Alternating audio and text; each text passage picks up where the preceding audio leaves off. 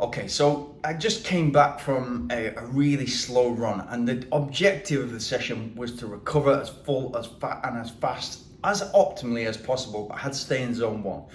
What are zones? Like, everyone talks about zones. There's zones all over the internet, zones all over YouTube. What do zones actually mean? You can go out there and do a reasonable test that's gonna give you an approximation of your zones.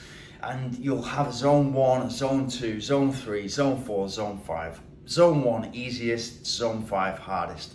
Zone 5 will feel like it's hard, yeah? And you can only hold it for a certain amount of time. And it's great to train in that zone. It's great to train in all zones for various reasons. But unless you get yourself fit and get yourself into the lab, or ideally get the lab people to come to you in your training session and train on the road if you're training for a road race. Some people like to do it on the track for the convenience of the 400-meter loop. Unless you get somebody to do that, or you go to the lab and train at 1% on a treadmill so that you're training flat, you're not going to know what the correlations are. And what I mean by the correlations are, you're going to looks a bit like this. So you'll do 5-minute intervals with 60 seconds or 30 seconds in between. I think it's 60 seconds. So 5 minutes, you'll start super slow, like like 8 kilometers an hour, which is ridiculously slow for most people.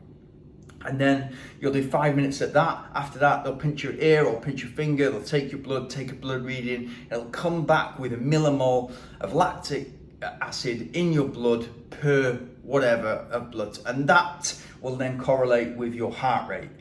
And then you'll say, okay, that's on the Borg scale, which is how hard was that for me? That will then correlate with the Borg scale. And as you go up, obviously it's going to get harder. It'll stay very easy to begin with. 8, it depends on how fit you are relatively to you, what you're training at, etc., etc.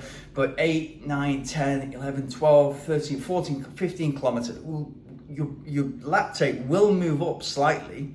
So lactate will still start to accumulate in the blood, but it'll still feel quite comfortable because that's what you're used to doing at training. But you'll see the correlation between how much lactate is in the blood and your heart rate. So then when you go out, when you've got those test results, and you go out there and you get to a point, usually it looks like everything's really, really easy. Then it gets a bit harder, then it gets doubly hard or a bit more, and then it just goes shh, and then it becomes uncontrollable, almost that you can't finish the 5-minute rep and you don't want to start the next one or whatever, yeah?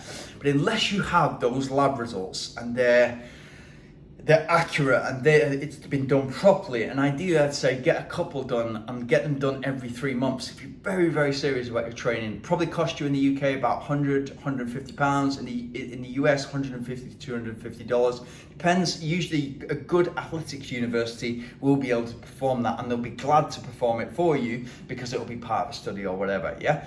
Unless you get those lab results and then you get somebody who knows distance running, who knows endurance training, and who knows what to look at in that graph in order to prescribe, literally like a doctor, prescribe your training sessions. That's why I always call my guy, Dan Nash, Dr. Dan Nash, is because he has a PhD in exercise physiology, and that's what it takes in order to look at the runner and then prescribe sessions to that runner to make sure that your zone 3 and your zone 4 are all your zones are accurately plotted out, but specifically zone 3, zone 4, zone 5, and then the lower stuff you go in slow enough when you need to go slow, and when you're hitting those zones with the objective of pushing those limits up so that you're accumulating less and less and less lactate at that same level, then you basically can do more and get fitter and go further and faster for the same amount of effort.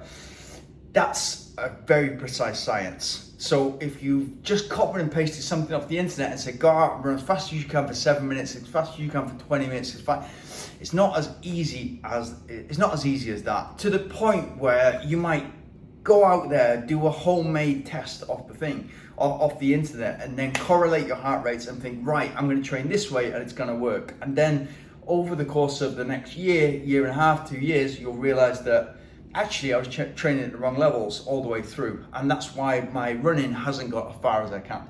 For the sake of 100 pounds to $250, whatever it may be, it is worth its weight in gold. So if you can go and do a test in the lab, a lactate threshold test, go and do it and ask them before, what does the test look like?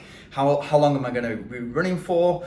How long am I going to be resting for? How many levels are we going to do? It's really important to test that. Give them an idea of how fast you're probably going to want to do, so you will know if you're building up like that, how fast you can get to, and also find out what you're going to be doing. Are you going to be doing it outside?